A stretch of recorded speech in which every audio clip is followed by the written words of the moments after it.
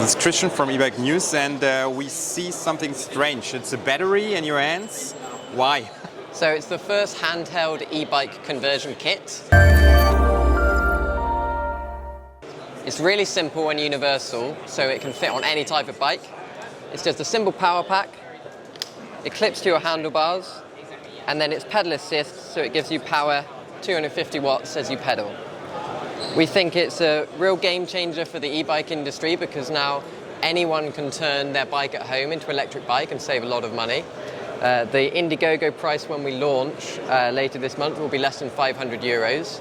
So it's about 50% cheaper than buying a new e-bike, but it's still just the same quality, 60 kilometers of range, 250 watts power.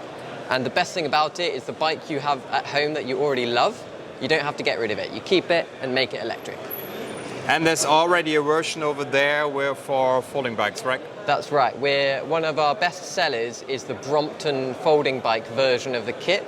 It's 100 euros extra because it has to use a special compact motor, but it's really super popular and we've had a lot of people say they enjoy riding it, actually even more than the original Brompton electric. So we're really flattered by that. Thank you very much. Thanks.